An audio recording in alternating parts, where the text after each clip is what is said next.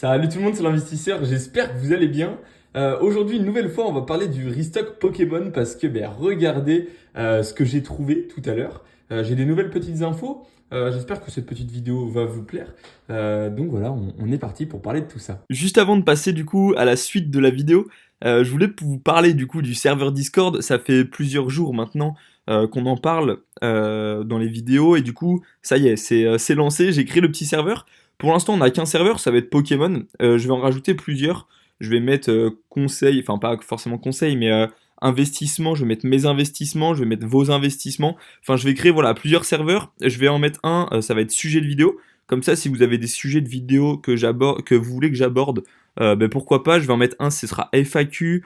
Comme ça, on pourra se poser des petites questions, voilà, tout ça. Donc j'espère que ça vous plaira. Du coup, je vais vous mettre le lien dans toutes les vidéos que j'ai fait ou alors dans la plupart, comme ça, pour tous ceux qui veulent le retrouver, ça peut être assez cool. Et en attendant, je peux vous le mettre juste ici, pour tous ceux qui veulent.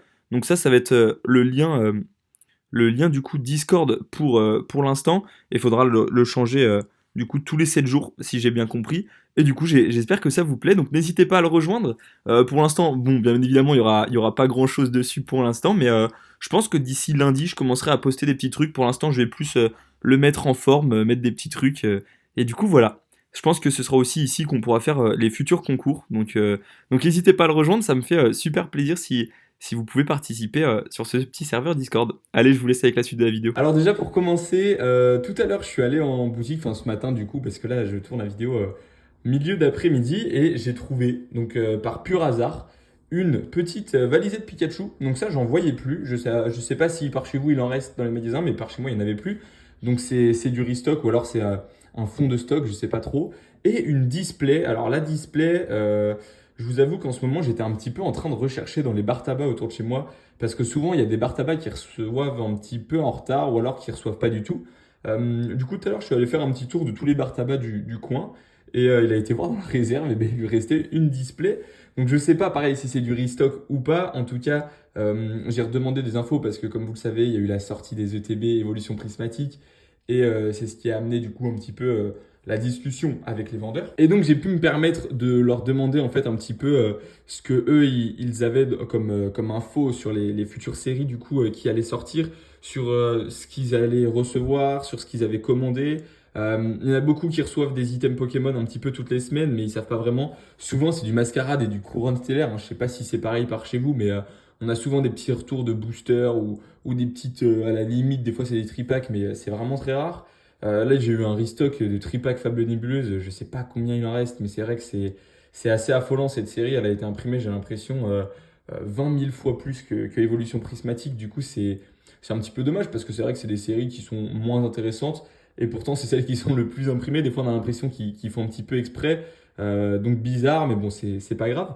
Le restock Evolution Prismatique, étincelle déferlante, pardon, il arrive du coup à mon avis fin février, début mars parce qu'il y a beaucoup de boutiques qui m'en parle de ce restock. Donc comme prévu, je vais vous faire des petites vidéos tout autour de chez vous. Pendant que on parle de ce restock, on va parler de la valisette Pikachu. Je ne sais pas si par chez vous il y en a ou si vous en avez acheté, mais je ne m'attendais pas à ce qu'elle monte aussi vite. J'ai vu tout à l'heure, elle est déjà à 44 euros, je crois. Moi, je l'ai acheté 37, je l'ai acheté au prix un petit peu magasin classique. La display, je l'ai acheté, il avait monté les prix quand même. Il l'a mis à 210, donc 210, mais elle se revend 310. Donc, je veux dire, j'ai clairement pas négocié. Enfin, j'ai rien fait du tout. J'ai dit oui, très bien, ça m'ira. Donc voilà, il y a pas de souci là-dessus. Mais du coup, est-ce que c'est intéressant d'investir sur cette petite valisette avec un Pikachu en illustration? Qu'est-ce qu'on a vu précédemment sur ces valisettes? Qu'est-ce qu'il en est, en fait, tout simplement. Et ben, je sais pas si vous vous rappelez, mais début d'évolution, début des karatés violets, on a eu une valisette avec un petit drac au feu. Là, c'est une valisette avec un Pikachu, ça monte déjà. Moi, je pense que c'est intéressant parce que du coup, ça fait un petit peu comme les coffrets. Là, d'ailleurs, on a deux boosters étincelles déferlantes, je crois, dedans, minimum. Après, on a du couronne stellaire, du mascarade et on a peut-être deux autres que je me rappelle plus forcément les collections. Mais du coup, on a des boosters un petit peu variés, ce qui fait que dans le temps, il y a pas mal de diversité dans cette petite boîte. Et du coup, ça permet aussi d'avoir un certain un certain recul et une certaine aisance sur son investissement parce que du coup, la boîte est très jolie, ça peut être un bel élément de collection. Les boosters qui sont à l'intérieur, il y en a au moins deux déjà étincelles déferlantes. On sait que ça va être une très belle série par l'avenir. Mascarade crépusculaire, c'est en train de monter tranquillement. Et on a le Amphinobi à aller chercher. Couronne stellaire, on a les deux petites AR, Carapuce et Bulbizarre qui sont super intéressantes. Donc c'est vrai que cette petite box, ben, finalement, elle est pas si mal que ça. On n'a pas de fable nébuleuse de ce que je vois et de ce que j'ai vu sur les ouvertures. Maintenant, attention à une chose, c'est le scellage. Moi, regardez, j'ai fait attention à choper une boîte, parce que j'en avais déjà une. Mais le scellage est un petit peu abîmé. Et là, on peut voir le scellage, il est nickel.